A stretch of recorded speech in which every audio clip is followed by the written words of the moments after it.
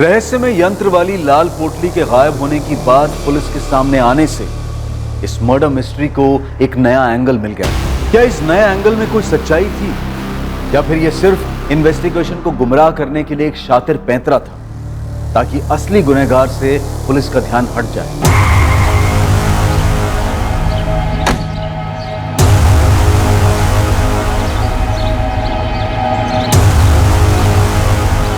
गोपाल जोशी को बाहर बुलाइए तुरंत। यंत्र? हाँ, एक लाल पोटली में रखा हुआ था जिसे रामनाथ दीक्षित एक संदूक में रखते थे। तो क्या वो लाल पोटली वहां से गायब है? हाँ, ये खबर हमें उनके चेले धीरज और लक्ष्मण ने दी। तो हम जानना चाहते हैं कि वो दोनों वाकई सच बोल भी रहे हैं या नहीं। ओके मैडम, मैं पता लगाता हूँ, क्योंकि काफी लोग दूर दराज से भी रामनाथ दीक्षित यहाँ आते थे। कोई ना कोई इस पे रोशनी जरूर डालेगा। यहाँ होता था, इधर इसी में रखते थे गुरुजी। साहब हमने कभी पास से नहीं देखा, बस दूर से ही देखा करते थे। सिर्फ गुरुजी ही संदूक खोलते थे। उसके बाद वो अंदर से पोटली निकालते थे, फिर उसके अंदर हाथ डालते थे, ध्यान लगाते थे, साथ में मंत्र पढ़ते थे। साहब वो हमसे कहते थे कि उस पोटली में एक यंत्र है जो सिर्फ और सिर्फ उन्हें चमत्कारी शक्तियाँ देता है, लेकिन वो हमें उस यंत्र को देखने तक नहीं देते थे। अगर वो यंत्र इतना ही खास था कि गोपाल उसे चुराने के लिए इतना खतरनाक रास्ता अपना सकता है, तो तुम दोनों भी तो कर सकते हो।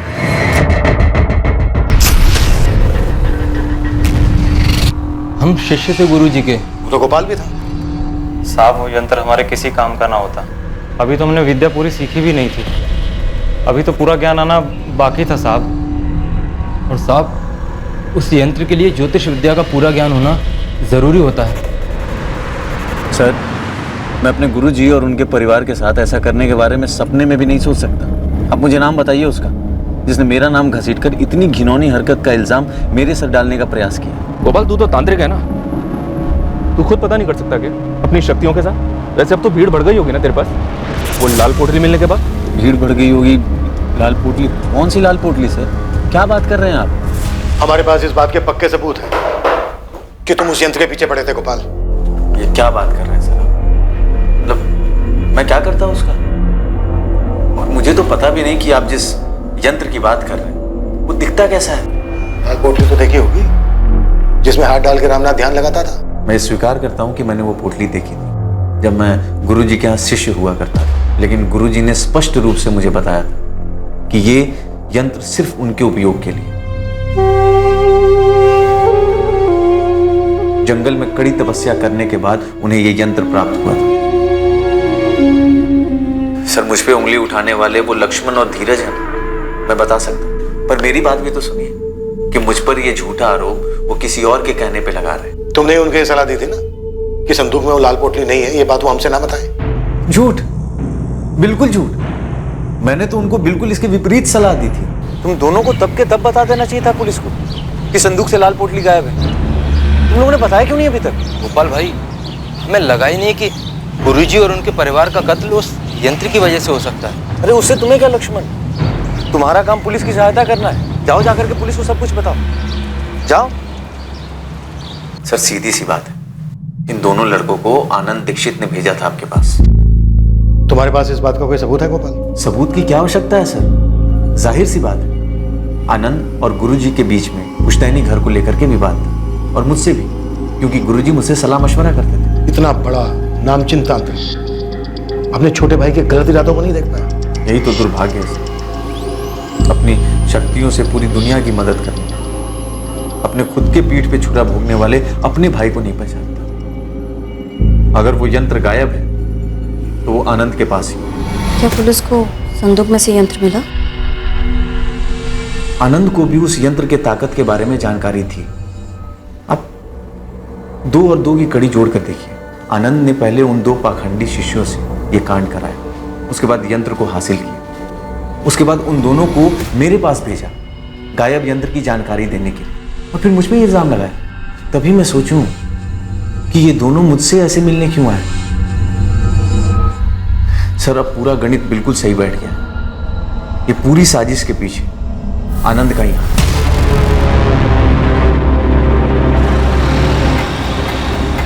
मैडम, ये सूरज गुप्ता काफी डिंगे मार रहा है। ठीक से बताओ गुड्डी, क्या मतलब है तुम्हारा? कैसी डींगे?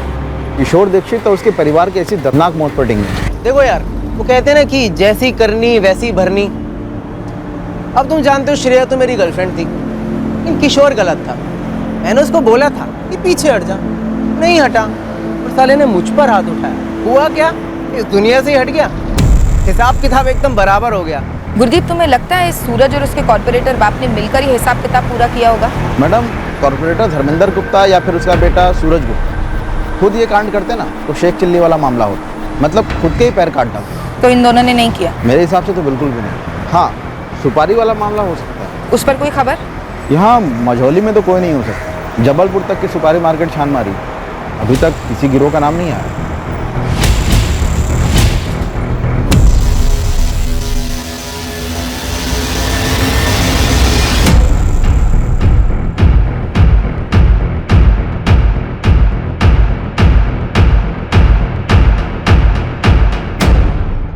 करीबन 20 लोगों से बात हुई है जो रामनाथ दीक्षित के पास जाते थे अपनी समस्या लेकर। सभी का कहना है कि लाल पोटली तो देखी ही दूर से, लेकिन यंत्र के बारे में किसी को कुछ नहीं मालूम। नथु, इस माधव रघुवंशी के बारे में कुछ पता चला क्या? साहब, वो तो देवदास बना घूम रहा है। मतलब ये प्यार व्यार सच में था क्या? उसके और नेहा के कॉलेज में बात हुई। वहाँ के लोगों का कहना है कि दोनों का सीरियस रिलेशनशिप था। मतलब मोटा मोटा अब हमारे रडार पर सिर्फ आनंद दीक्षित और गोपाल जोशी हैं और दोनों पर ही बात आगे नहीं बढ़ रही है। साहब, ये रामनाथ के चेले लक्ष्मण और धीरज दोनों की थोड़ी खातिरदारी करो, जरूर कुछ उगलेंगे। वही प्लान है। तब तो तू गोपाल जोशी का और खंगाल। ठीक है साहब, मैं लग जाता हूँ इसकी हिस्ट्री निकालने में। वैसे एक बात और खटक रही है मुझे, ये चारों मर्डर बहुत ही प्रोफेशनल तरीके से हुए, लेकिन पूरे जिले से, यहाँ तक कि पूरे स्टेट से एक भी हिस्ट्री शीटर का नाम सामने नहीं आया। सर, और एक बात खटक रही है मुझे। हमने जब दीक्षित के पड़ोसी रोहित से बात की थी, तब उसने बताया था कि कत्ल की रात उनकी गली का कोई कुत्ता बहुत अजीब तरह से रो रहा था। उस रात को कोई कुत्ता बड़ी डरावनी तरीके से रो रहा था। सर, मुझे कोई बहुत ही शातिर और बेरहम साजिश की बुआ रही है। यह सिर्फ किसी हिस्ट्री शीटर का अंजाम दिया जुर्म नहीं लग रहा है। यह किसी ऐसे आदमी का काम है जो दीक्षित परिवार और उनके घर मोहल्ले के हालात से अच्छी तरह से वाकिफ था, जिसके चलते इस साजिश को आराम से अंजाम दिया जा सके। काफी आराम से बचा। घर की बैक साइड को खोदने के लिए उनके पास पूरा था। इस साजिश का हर पहलू खौफनाक तो था। जिस तरह से चारों को मौत के घाट उतारा गया था, जिस तरह से दोनों औरतों पर सेक्सुअल असॉल्ट किया गया था और जिस तरह से चारों को दफनाया गया था, पर क्या वो अदृश्य यंत्र जिसे इस केस से जुड़े किसी भी व्यक्ति ने नहीं देखा था, क्या सिर्फ एक लाल पोटली में छुपा हुआ वो यंत्र इस नरसंहार का कारण? सिर्फ एक यंत्र?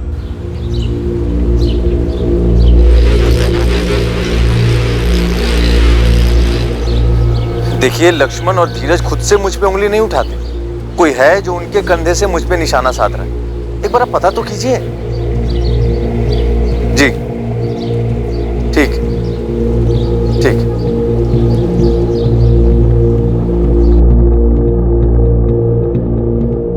पापा, पुलिस आई है आपसे बात करने। आनंद, आपने कैश और जेवर चोरी होने की इंफॉर्मेशन तो दी थी, लेकिन संदूक वाली उस लाल पोटली का जिक्र नहीं किया था जो चोरी हो गई थी, जिसमें रामनाथ जी का यंत्र था। आपने मुझे संदूक खोलकर दिखाया कब? मुझे कैसे पता चलता? हमने एक दफा नहीं, आपसे कई दफा पूछा था उस चाबी के बारे में, जिसे रामनाथ जी अपनी कमर से लटका कर रखते थे। कैसे बताता मैं? मुझे क्या मालूम था वो चाबी संदूक की है? और आपको भी तब मालूम पड़ा जब लक्ष्मण और धीरज ने आपको बताया। हमें पता चला है कम से कम 2 लोग थे, ऐसे 2 लोग जो घर के चप्पे चप्पे से वाकिफ थे, रामनाथ दीक्षित के परिवार की दिनचर्या से वाकिफ थे। बोलो, कैसे अंजाम दिया इस कांड को? क्या क्या किया, कैसे किया? हम और क्या बताएंगे, हम उनके शिष्य थे, गुरु थे वो हमारे। साहब, हमारी सिर्फ इतनी गलती है कि हमने लाल पोटली वाली बात आप लोगों को नहीं बताई। इसके अलावा हमें कुछ नहीं मालूम ये सब किसने किया है। वो आदमी कौन है जिसने तुमसे कहा गोपाल जोशी पर उंगली उठाने के लिए? हमें किसी ने नहीं कहा साहब। और साहब, ये बात सच है, गोपाल भाई ने ही हमें मना किया था आप लोगों को यंत्र वाली बात ना बताएं। 2 घंटे 2 घंटे दे रहा हूं तुम दोनों को, अच्छे से सोच लो।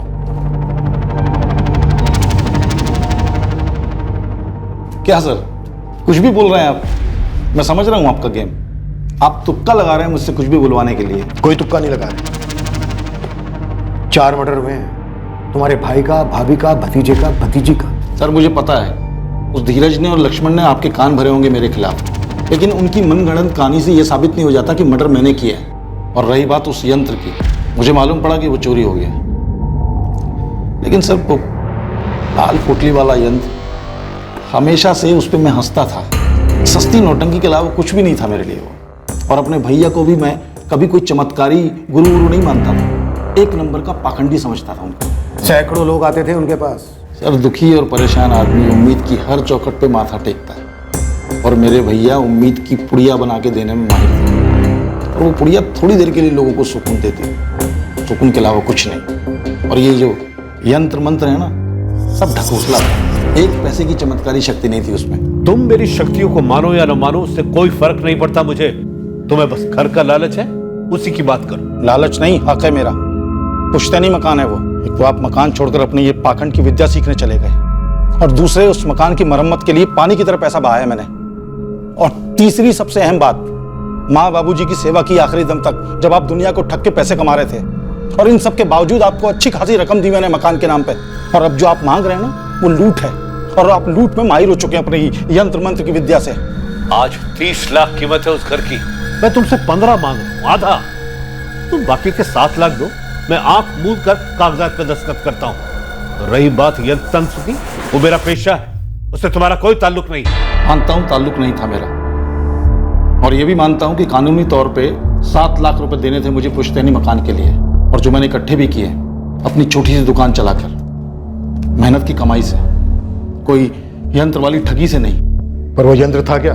सर बोल तो रहा हूं, उस लाल पोटली में लिपटी हुई ठगी थी, बकवास था, जिसके जरिए भैया लोगों को बेवकूफ बनाते थे, ढेर सारे पैसे कमाते थे। आनंद, लेकिन ये नामुमकिन है कि तुम्हें पता ही नहीं था कि उस संदूक के अंदर वो लाल पोटली है, और रामनाथ जी की कमर से बंधी चाबी से वो संदूक खुलता है। आनंद, यंत्र चुराने वाले ने रामनाथ दीक्षित की कमर पर बंधी चाबी से वो संदूक खोला, यंत्र बाहर निकाला, वापस उस संदूक को ताला लगाया, और वापस वो चाबी रामनाथ की कमर पर बांध दी। सर आप तहकीकात करने वाले एक पेशेवर हैं, आप लोगों के बयान से सच्चाई जान लेते हैं। मुद्दे से मत, मुद्दा वही है सर, इन पेशेवर भविष्यवक्ताओं का खेल भी वही है। ये लोगों से पूछताछ करते समय अंदाजा लगा लेते हैं कि सामने वाले की कमजोरी क्या है। जबान तो पहले ही मीठी होती है उनकी, ले लेते हैं लपेटे में। और रामनाथ भैया तो इस आंखों में धूल झोंकने वाली कला के माहिर हो गए थे। रामनाथ दीक्षित और उसके पूरे परिवार का कत्ल किया गया, उनकी पत्नी और बेटी की लाशों के साथ घिनौनी हरकत हुई है। और तुम चुपचाप ये बताओ, इस कांड को कैसे अंजाम दिया? मैंने नहीं किया सर। किन चीजों का सहारा लिया आनंद? और कुत्ते के रोने की आवाज किसने निकाली? धीरज और लक्ष्मण ने? लक्ष्मण, धीरज, हमें अच्छे से पता है उस रात को जो कुत्ते के रोने की आवाज थी वो असली नहीं थी, तुम दोनों ने वो आवाजें निकाली थी। तुम्हारे गुरु रामनाथ दीक्षित कुत्ते के रोने का अपशकुन मानते थे, इसलिए कुत्ते को भगाने के लिए उन्हें घर से बाहर आने के लिए मजबूर होना ही था।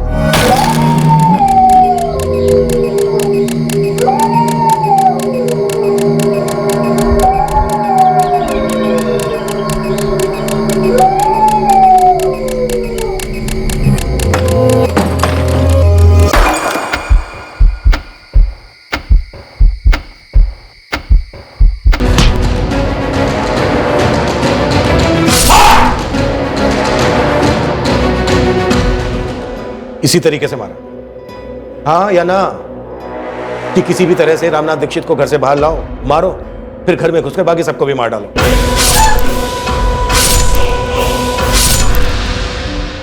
रात में कुत्ते के रोने को अपशकुन माना जाता है, तुम्हें पता था?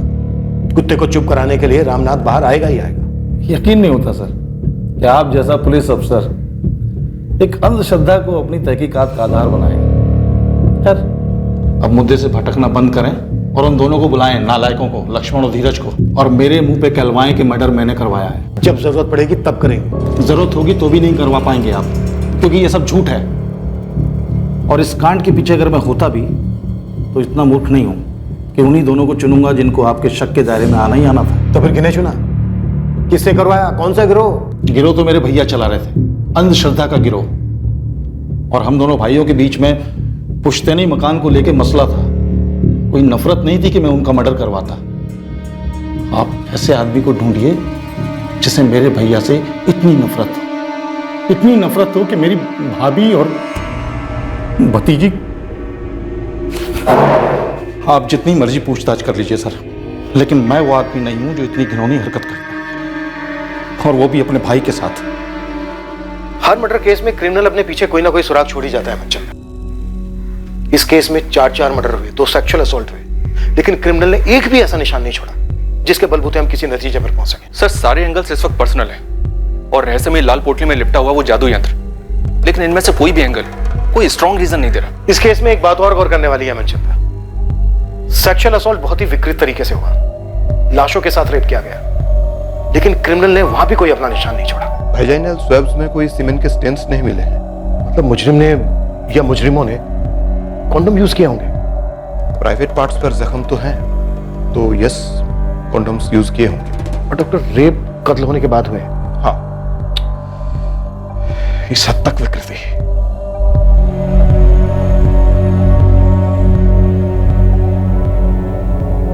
क्या सोच रहे हैं इंस्पेक्टर? मनचंदा, एक बात मेरे दिमाग में आई थी। इस केस में क्रिमिनल ने सेक्सुअल असॉल्ट के लिए जो तरीका अपनाया वो काफी विकृत तो है, लेकिन इन्वेस्टिगेशन के पॉइंट ऑफ व्यू से काफी सेफ भी है। पकड़े जाने का डर मिनिमम है। अगर उसने रेगुलर तरीका अपनाया होता तो शायद सीमेंट के ट्रेसेस से वो पकड़ा जाता। इस पूरी वारदात को अंजाम देने के लिए उसने दिमाग काफी तेज लगाया है। जी हाँ सर। मनचंदा, इस केस में हम पर्सनल एंगल को ठीक से फोकस कर रहे हैं ना, या फिर हमसे कुछ छूट रहा है? तो फिर और कौन हो सकता है सर? कोई राह चलते चोरों चक्के? पर इसकी भी तो हमें कोई लीड नहीं मिली है।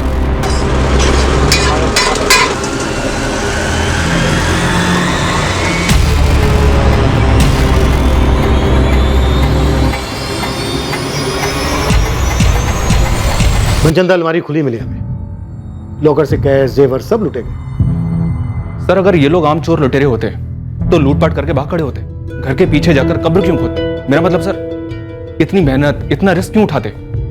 और सर वो कुत्ते का रोना, अगर ये आम चोर डकैतों का गिरोह होता तो सर इतनी बारीकी से रामनाथ की कमर से वो चाबी निकालकर, उस संदूक से उस पोटली को निकालकर वापस चाबी को रामनाथ की कमर में लगा देते। इतनी बारीकी, मतलब सर कोई लॉजिक नहीं बनता। मनचंदा, वो लाल रंग की पोटली हमारे दिमाग में इसलिए बैठी हुई है क्योंकि धीरज और लक्ष्मण ने देखा कि वो संदूक में नहीं है।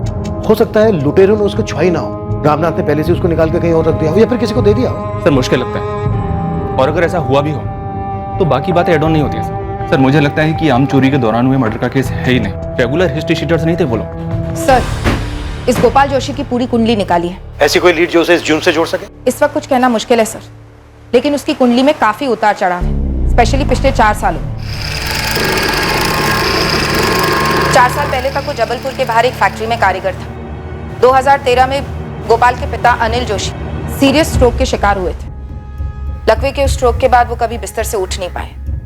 उसी महीने में गोपाल की फैक्ट्री में कटौती की वजह से गोपाल को नौकरी से हटा दिया गया। 2 दुर्घटनाएं एक साथ होने पर हताश होकर गोपाल रामनाथ जी के दरवाजे पर जा पहुंचा। उसे अपने बुरे वक्त को समझना था, आगे का रास्ता जानना था।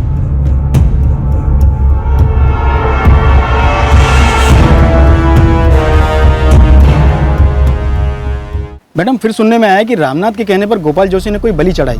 कैसी बलि? नर बलि? नहीं, चौकी मत, किसी जानवर की बलि चढ़ाई। ये सब तो ठीक है न, तो लेकिन क्या गोपाल की रामनाथ जी के साथ कोई अनबन हुई थी? किसी बात को लेकर झगड़ा, या उस लाल पोटली वाले यंत्र को लेकर कोई मसला?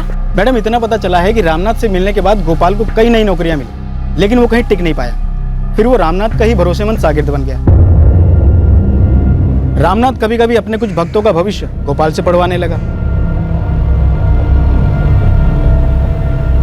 तुम्हारी समस्या तुम्हारे घर के 4 दीवारी में। जी गुरुजी। घर के किस सदस्य से? गुरुजी, बेटी का मसला है। बताओ क्या समस्या? लक्ष्मण और धीरज ने जैसे आप लोग को बताया कि रामनाथ अपनी विद्या अपने शागिर्दों को अच्छे से सिखाता जरूर था, लेकिन उसके बावजूद भी अपनी पोटली में किसी को हाथ तक नहीं लगाने देता था। ये यंत्र है क्या नथु? बहुत बड़ा झोल तो नहीं है? मैडम, वो सब तो नहीं पता, लेकिन एक समय के बाद गोपाल रामनाथ से अलग हो गया। उसने खुद की बैठक शुरू कर दी। जरूर कोई झगड़ा या अनबन हुई होगी। पता करो नथु, जल्दी। पर नथु कुछ पता नहीं कर पाया सर। रामनाथ के काफी भक्त गोपाल जोशी के पास जाने लगे होंगे। बिजनेस कम हुआ होगा रामनाथ का, जलन हुई होगी। लेकिन सर, अगर जलन रामनाथ की तरफ से थी तो वो खुद क्यों मारा गया, और उसका पूरा परिवार भी? मुझे एक ख्याल आया सर, जब रामनाथ जी के क्लाइंट्स भारी मात्रा में गोपाल के पास जा रहे होंगे तो रामनाथ जी ने गोपाल को धमकी दी होगी। कैसी धमकी बाबू? आधी अधूरी विद्या पाकर तुम लोगों के साथ छल कर रहे हो गोपाल, पाखंड है ये। क्षमा कीजिएगा गुरुजी। अरे इतने सालों से आप भी तो यही करते आ रहे हैं। मैं सच में भविष्य देख सकता हूँ। गुरुजी देख तो मैं भी सकता हूँ, और आपको तो बहुत गौर से देखा है मैंने। क्या देखा तुमने? गुरुजी आपके हथकंडे, आपके पैतरे, वही 20-25 सवाल सारे भक्तों से घुमा फिरा करके पूछते हैं। उनके मन के हालात से इतने सालों से खेल रहे हैं आप। उनके मुंह से जवाब निकलवा कर उन्हीं को जवाब देते हैं, और वहीं से तो आपकी कमाई होती है ना गुरुजी। बकवास बंद करो गोपाल। मेरे पास सच में विद्या है, और मेरे भक्तों को जो तुम हथिया रहे हो ना, ये बंद करो। अब आ गए ना मुद्दे पे गुरुजी। आपसे देखी नहीं जा रही ना मेरी सफलता और आपकी घटती हुई कमाई। याद रखो, मैंने तुम्हें ये विद्या सिखाई, मैं इसे वापस भी ले सकता हूँ। धमकी दे रहे हैं आप? चेतावनी दे रहा हूँ। तुम जिस हालत में मेरे पास आए थे तो मुश्किलों से घिरे हुए थे। मैंने अपनी मंत्र विद्या और यंत्र की शक्ति से तुम्हारी सारी मुश्किलें दूर की। मुझे अगर क्रोधित करो, नाखुश करोगे, तो वही हालात है, पर उससे भी बदतर हालात में पहुंचने में देर नहीं लगेगी। इतनी शक्ति है मेरे पास। पुलिस ने अनुमान लगाया था कि इस तरह का कोई झगड़ा गुरु और शिष्य के बीच हुआ हो सकता है, जिसकी वजह से गोपाल ने इस हत्याकांड को करने की ठान ली। ये सिर्फ आपका अनुमान है, सिर्फ अनुमान। और वैसे भी चमत्कारी शक्तियों पर आप लोग कब से विश्वास कर रहे हैं? लोगों का विश्वास जीतकर उनसे पैसे तुम और रामनाथ जैसे लोग कमाते हैं। कौन ना करता है आती हुई लक्ष्मी को? ये बिजनेस है हमारा। लोगों को उम्मीद की पूड़ी देकर हम अपने घर की दाल रोटी चलाते हैं। मैं भी तो गया था रामनाथ जी के पास, हताश हालत। और फिर वहीं टिके रहे, लंबे अरसे तक वहीं रहे। तो क्या करता हूं? किसी भी तांत्रिक के पास जाना सर एक आदत होती है, जो धीरे धीरे लत बन जाती है नशे की तरह। बंदा खुद के लिए भी फैसला अकेले नहीं कर पाता, किसी भी मुश्किल का सामना नहीं कर पाता, कोई खुशी नहीं मना पाता। वो हर दूसरे दिन बाबा के चरणों में जाकर गिरा रहता। यही हमारा बिजनेस है, यहीं से हमारी कमाई होती है। ये बात मैं बहुत पहले समझ चुका था। फिर भी रामनाथ जी की धमकी से डर गए? सर, झूठी शक्तियों की धमकी से कौन डरता है? तो पहली बात कि रामनाथ जी ने तो मुझे कभी धमकी दी ही नहीं थी। वो बहुत ईमानदारी से अपना व्यवसाय कर रहे थे, मैं अपना कर रहा था। और सर, रामनाथ जी और उनके पूरे परिवार को इस तरह मारकर मुझे क्या हासिल होगा, क्या मिला? तुम अब भी उंगली रामनाथ के छोटे भाई आनंद दीक्षित पर ही उठाओ? जी बिल्कुल। इन सब के बीच में सबसे ज्यादा फायदा आनंद दीक्षित को ही हुआ। जब शक उन पे गया तो उन्होंने बहुत चालाकी से चमत्कारी यंत्र और लाल पोटली के बीच में बातों को फंसा दिया, और आप लोग उसी के गोल गोल गोल गोल घूम रहे हैं। आनंद दीक्षित के पीछे पूरी टीम लगाई गई। उसकी एक एक हरकत पर नजर रखी गई। जिन्हें क्लीन चिट दी गई थी उन्हें दोबारा से पुलिस की रडार में लाया गया। नेहा दीक्षित के बॉयफ्रेंड माधव की बार बार पूछताछ हुई, इस उम्मीद में वो शायद कोई और खुलासा करेगा और उस रात पर रोशनी डालेगा और मुजरिमों का कुछ तो पता चलेगा। लक्ष्मण और धीरज, रामनाथ दीक्षित के दोनों स्टूडेंट्स पर कड़ी नजर रखी गई। टीम सिर्फ इसका इंतजार कर रही थी कि कब इनमें से कोई फिसले और इस केस की कोई तगड़ी लीड मिले। क्राइम सीन का भी बार बार री एग्जामिनेशन हुआ। सब कुछ इस एक उम्मीद से किया जा रहा था कि मुजरिम की तरफ कोई तो इशारा हो। साहब, जब से मैं खबरी बना हूं, मैंने आज तक इतने हिस्ट्री शीटर से बात नहीं की होगी जितना इस केस में कर ली। मैं लगभग दावे के साथ कह सकता हूं, ये काम किसी हिस्ट्री शीटर का तो नहीं है। तो फिर कौन हो सकता है? अगर ये रामनाथ दीक्षित के शागिर्दों में से कोई नहीं है, इसमें कोई हिस्ट्री शीटर इन्वॉल्व नहीं है, तो फिर वो कौन हो सकता है जो एक रात आया, घर में चोरी की, 4 मर्डर किए, 2 सेक्सुअल असॉल्ट किए, फिर लाशों को घर के बैक साइड में दफना कर बिना कोई सबूत छोड़े चला गया? कैसे मुमकिन है? सर, शायद ये मर्डर्स किसी पर्सनल एंगल की वजह से ना हुए और ना ही किसी राह चलते क्रिमिनल ने किए हों। भाविका, तो और क्या रीजन हो सकता है? अंधेरे में तीर चला रही हूँ सर, लेकिन ये किसी नाखुश कस्टमर का एंगल भी तो हो सकता है। तुम्हारा मतलब है रामनाथ दीक्षित का कोई भक्त, कोई ग्राहक जिसे एक्स होने की सलाह दी गई और हुआ वाई? यस सर, या फिर बोला कुछ 1 महीने में ठीक हो जाएगा और लग गया 1 साल। एक अरसे से पूरा समय ही चल रहा है, ये दशा कब तक चलेगी? सिर्फ 3 हफ्ते। भविष्यवाणी सही नहीं निकली और बंदे का खून खौल गया। अपनी सारी मुश्किलों का कारण वो रामनाथ जी को समझ बैठा और गुस्से में आकर कर गया कांड। और सर, आपको जैसे लग रहा था कुत्ते का रोना कारण हुआ होगा जिसकी वजह से रामनाथ जी अपने घर से बाहर निकले होंगे, मुझे भी बार बार वही सही लग रहा है।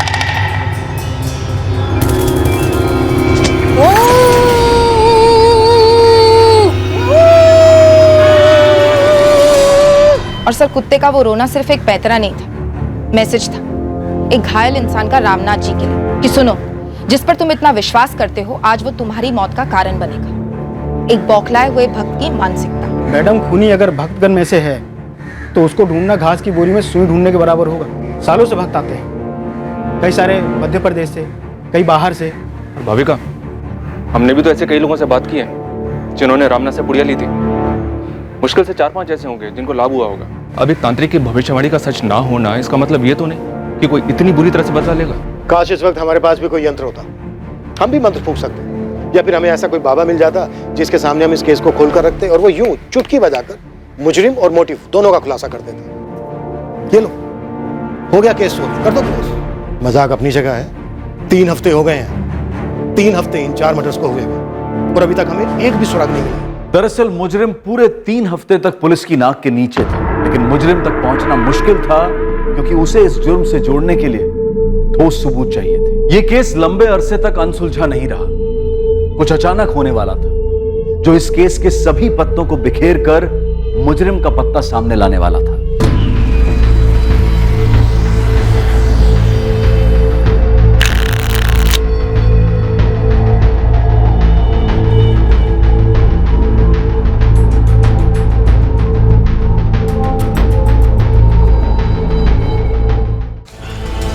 नथु, चाय तो चढ़ाओ, खबर है। चाय और ये टाइम चढ़ा तो सही। ले मुस्तान, चाय कड़क पिला रहा हूँ तो खबर भी कड़क होनी चाहिए। वो कल्पेश को तो तू जानता ही है, हिस्ट्री सीटर कल्पेश ना। हाँ, क्या हुआ उसका? इतनी मोटी गट्ठी है उसके पास करारे नोटों की। ये तेरी कड़क खबर? भाई 10-10 हजार के दाव लगा रहा है। इतने पैसे तो सुपारी से मिलते, वो भी मर्डर की। अरे तो कोई मर्डर की टिप देना। भाई वो तुम ढूंढो ना, हमने तो तुम्हें तिल्ली दिया जला के, मशाल तुम बनाओ।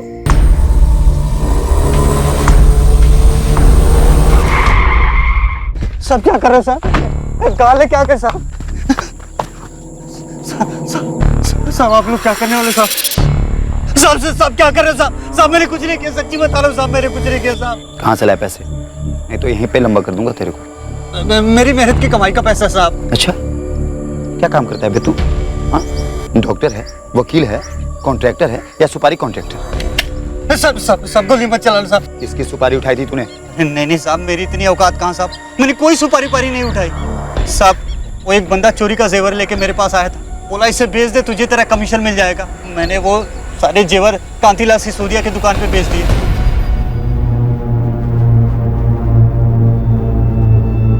5 लाख का माल था साहब। कांतीलाल सिसोदिया ने मुझे 4.25 दिए, मैंने उसमें से 50 रखा, बाकी सामने वाली पार्टी को 3.75 दे दिए। पूरी ईमानदारी का सौदा था साहब, मैंने कोई सुपारी पारी नहीं उठाई साहब, और नहीं कोई लूटपाट किया। पार्टी का नाम बता। छोड़ो ना साहब, साहब आप एक काम करो, मेरे 50 में से 10 रख लो। अच्छा चलो 20 रख लो साहब। अभी ये किसने दिया, किधर से आए, सब जाने दो ना साहब। इसको इधर ही रफा दफा कर देते हैं साहब। मैं तो इस सबको पिघला देता हूँ साहब। आप अपना शहर बोलो ना साहब। रामनाथ दीक्षित, सुना ही है ना? क्या फर्क पड़ता है साहब, जाने दो ना हम लोगों को। ये तो वही है ना जिसका मर्डर हुआ था, बेटा बेटी बीवी सब साफ, चोरी वाला तांत्रिक, राइट? साहब आप तो मेरे को जानते हो साहब, मेरा इससे कोई लेना देना नहीं है साहब। ये सब आप रख लो साहब, ये कल्पेश को अंदर डालो। अरे क्या अंदर डालो साहब, मेरा इस हत्या से कोई लेना देना नहीं है। तो उसका नाम बता जिसका वास्ता है।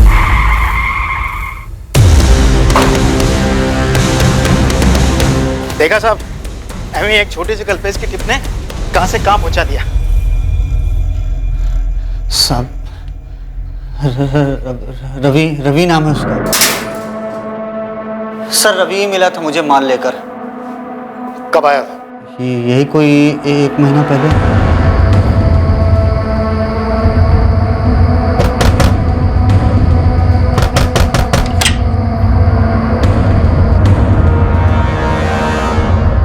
ये देख, ये बेच ले। इतना माल आया कहाँ से? तुझे उससे क्या? कम से कम 7-8 लाख के तो होंगे। अबे नहीं बे, 7-8 लाख के नहीं है। फिर कितने के होंगे? अब यार ये तो जौहरी बताएगा ना, जितनी कीमत होती है उससे कम ही मिलता है। इनका हिसाब किताब तो तुझे पता ही है। पर भाई जो भी कीमत लगे, मेरा कमीशन फिक्स्ड है 50। ठीक है तो डील तो करा दे, अपना कमीशन रख लेना, लेकिन हाँ मेरी हरी झंडी मिलने के बाद ही माल निकालना। रवि को मैं काफी सालों से जानता हूँ, उसे पता कि मैं चोरी का सामान बेचता हूँ, इसलिए वो माल लेकर मेरे पास आया था। ये रवि है कौन? किसी गिरोह का है? नहीं साहब, वैसे तो ये सीधे काम में है, ऑमलेट और पराठे का ठेला लगाता है मझोली में। 1 हफ्ते पहले फोन आया था उसका मेरे पास। हाँ कल्पेश, माल भेज दे तुरंत। अरे हरी झंडी है। हाँ हो जाएगा। आया, पर तूने बताया नहीं कि माल किधर से आया, कहाँ से आया। अरे तुझे क्यों जानना है, तू माल बेच, अपना कमीशन रखो और खुश रहे। जुल्म में अपना दिमाग लगा रहा है। तेरे रवि मझोली में कब और कहाँ ठेला लगाता है? साहब ये शाम 5 बजे से लेकर रात के 2 बजे तक, हाईवे के पास सर्विस रोड पर।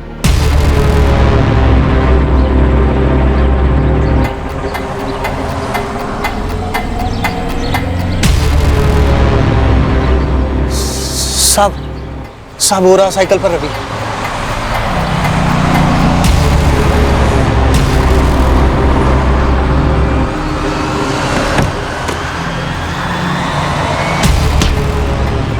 रामनाथ दीक्षित, नाम तो सुना ही होगा।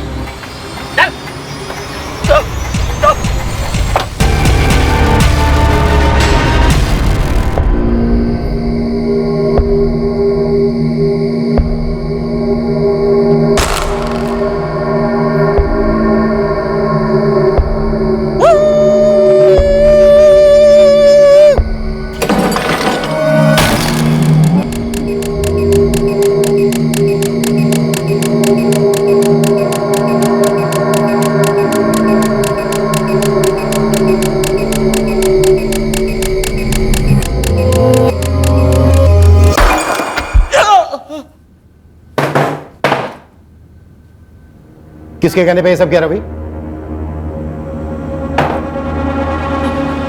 महीने भर से हम इस केस के पीछे चक्कर काट रहे हैं। अब अगर तूने तनिक भी दिल लगाई ना तो असली कुत्ता समझ के पीटूंगा तुझे, और असली कुत्ते की तरह रोएगा तू रात भर। मैंने तो बस कुत्ते के रोने की आवाज निकाली थी साहब। रुक मत, आगे बोल। और लूटने में मदद की थी बस उसकी, पर मैंने किसी को नहीं मारा। कौन था वो जिसकी मदद की तूने?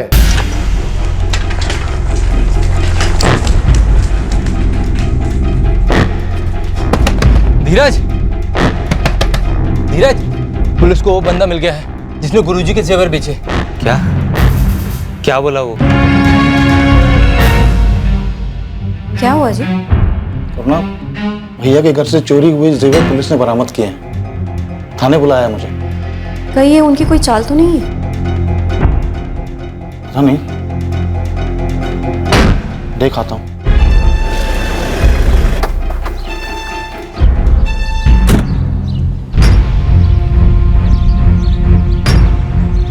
गोपाल, गोपाल जोशी। जी इंस्पेक्टर। मुजरिम पकड़ लिया हमने। कौन है? बताते हैं, चलो हमारे साथ। बताइए ना सर, किसे पकड़ा है आप लोगों ने? एक क्रिमिनल है, हिस्ट्री शीटर। कौन है ये? पहले जबलपुर पुलिस ने उसे पकड़ा था पैसों के साथ, जो उसने कुछ जेवर बेचने के बाद कमाए थे बतौर कमीशन। अच्छा, फिर जेवर बरामद हुए और उन जेवर में से चांदी के गिलास पर रामनाथ दीक्षित का नाम लिखा हुआ था। फिर ये कल्पेश मझौली में एक बंदे से मिला जिसने कल्पेश को वो जेवर दिए थे बेचने के लिए। रवि नाम है उसका। इस रवि को वो जेवर बेचने के लिए किसने दिए थे? गोपाल जोशी। किसने दिए थे सर? आप मुझसे क्यों पूछ रहे हैं? हमारा अंदाजा इतना भी गलत नहीं था, और तेरे ऊपर तो शक हमें पहले से ही था, बस सबूत नहीं था हमारे पास। अब हम तुझसे तोते की तरह सच बुलवाएंगे, फिर तेरी भविष्यवाणी की जाएगी, समझा?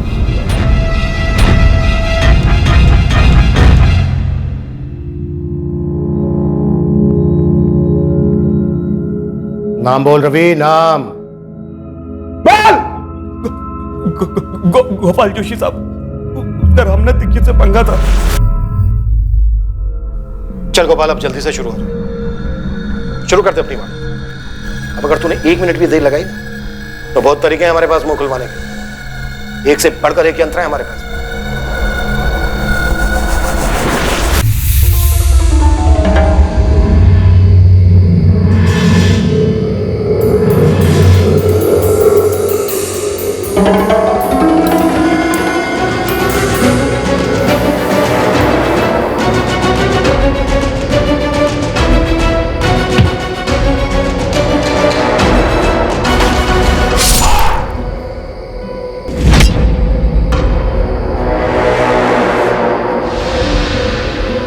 मैं वो कसाई वाला चॉपर ले आऊँगा, एक बार में काम तमाम।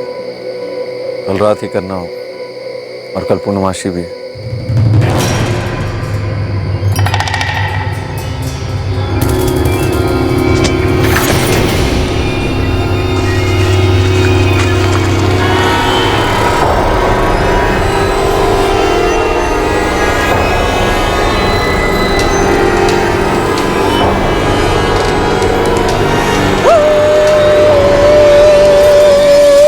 दरवाजा खटखटाता है तो चारों में से कोई भी दरवाजा खोल सकता था,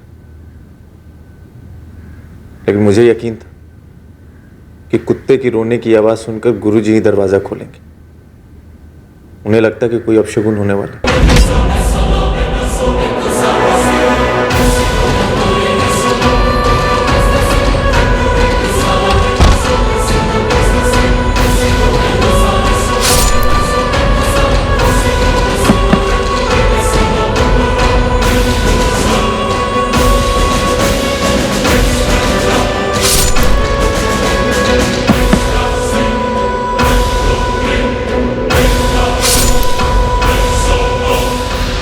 जो भी सामने आया सबको मार दिया। हाँ, क्योंकि कोई बचता तो भागता, शोर मचाता, लोग इकट्ठे हो जाते। मतलब पूरी फैमिली का सफाई करना है, ये पहले से तय था? नहीं साहब, मैंने किसी को नहीं मारा। मैंने तो बस चोरी में मदद की थी और लाशों को दफनाने में। गायत्री दीक्षित और नेहा दीक्षित की लाशों के साथ जो किया, वो किसने किया? बोल गोपाल, सुन रहा हूं मैं, बोल।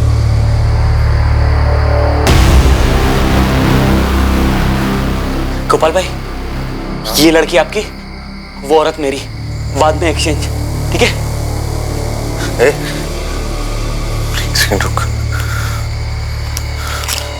ले, कोई निशान मत छोड़।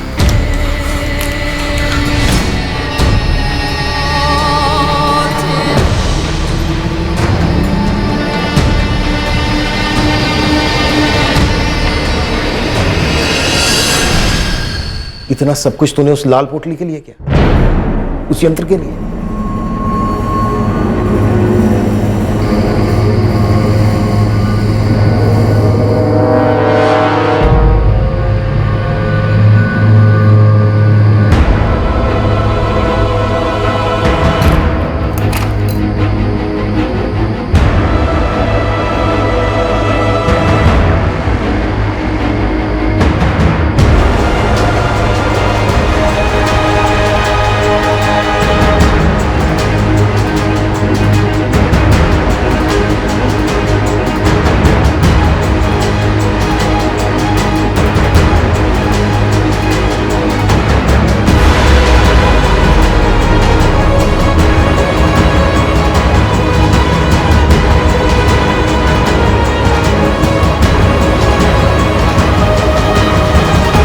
देखो गोपाल, अब अगर तुमने मेरा एक भी भक्त खींचा तो तुम्हारी खैर नहीं, बर्बाद कर दूंगा मैं तुम्हें।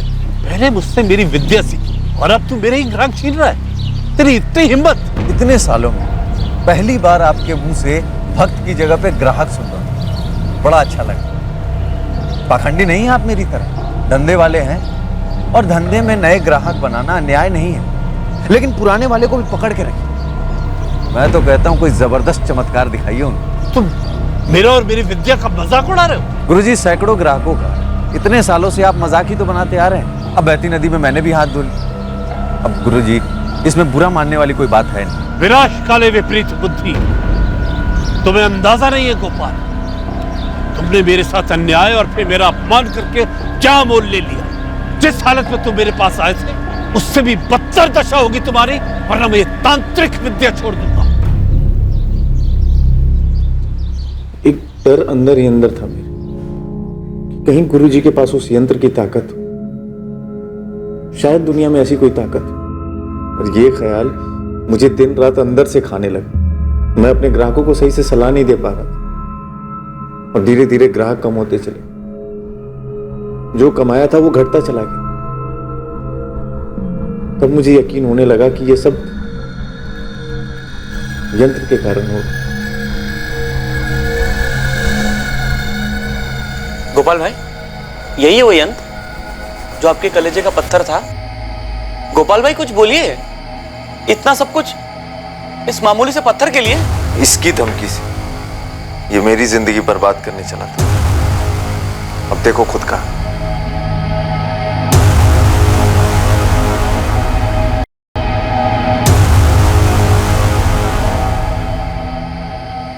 गोपाल भाई, आपका यंत्र मिल गया। मुझे लगता है अब यहाँ से निकलना चाहिए। 4:30 हो चुके हैं। घर से नकद और जेवर लेके चलते हैं। चलिए। लाल पोटली कहाँ है? जला दी मैंने। उसके अंदर जो पत्थर था वो मेरे घर पे पड़ा। तुम अब भी उस पत्थर को चमत्कारी समझते हो? तंत्र का यंत्र है वो।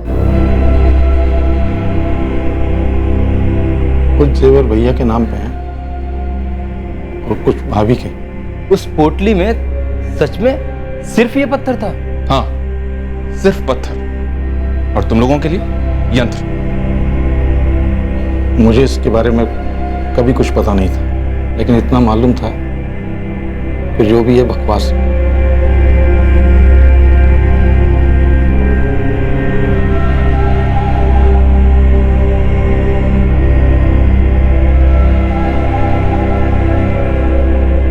गोपाल जोशी और रवि को आईपीसी की धारा 302 के तहत मर्डर, आईपीसी की धारा 376 के तहत रेप और आईपीसी 201 के तहत सबूत मिटाने के चार्जेस पर गिरफ्तार किया गया है। रामनाथ दीक्षित से बदला लेने और उसके यंत्र को हथियाकर उसकी चमत्कारी शक्तियों को खुद पाने की निर्भीकता में गोपाल जोशी ने इन 4 भयंकर हत्याओं को अंजाम दिया था, सिर्फ यह जानने के लिए कि दरअसल कोई यंत्र था ही नहीं, बस एक पत्थर था जिसे एक कपड़े में बांध कर रखा गया था। एक साधारण सा पत्थर। दुनिया में ऐसा कोई नहीं है, कोई भी नहीं है जिसके पास किसी और की जिंदगी में चमत्कार लाने की या हाहाकार मचाने की दैवीय या फिर शैतानी शक्ति हो। अगर हम अपनी जिंदगी बेहतर बनाना चाहते हैं तो हमें और सिर्फ हमें अपने अंदर की पॉजिटिव एनर्जी को बढ़ाना होगा, और इसी की ताकत से हम अपने इरादों को मजबूत कर सकते हैं, अपनी क्षमताओं को बढ़ा सकते हैं और अपनी निराशा को मिटा सकते हैं। जैसे ही हम बाबाओं, तांत्रिकों और भविष्यवक्ताओं की शरण में जाते हैं, हमारा विवेक, हमारे लॉजिकल फैसले लेने की बुद्धि और नजर दोनों धुंधले हो जाते हैं और हम देखते ही देखते इन चमत्कारों के व्यापारियों के गुलाम बनकर रह जाते हैं। दुनिया में सबसे शक्तिशाली ताकत हम खुद हैं। अपनी जिंदगी को बेहतर बनाने की भरपूर ताकत खुद हमारे पास है, लेकिन हम में वो कमजोरी भी है कि हम नकारात्मक शक्तियों के जाल में फंसकर अपने इर्द गिर्द तबाही मचा सकते हैं। जरूरी है कि हम इन नकारात्मक नेगेटिव शक्तियों से सतर्क होकर अपने आप को बचाएं। जीवन सुंदर है, जीवन अमूल्य है। अब मैं अनूप सोनी आपसे विदा लेता हूं, फिर मुलाकात होगी, और हमेशा याद रखें, क्राइम और आपके बीच में सिर्फ इतना फर्क है कि आप कितने सतर्क हैं। सतर्क रहें, सुरक्षित रहें। जय हिंद।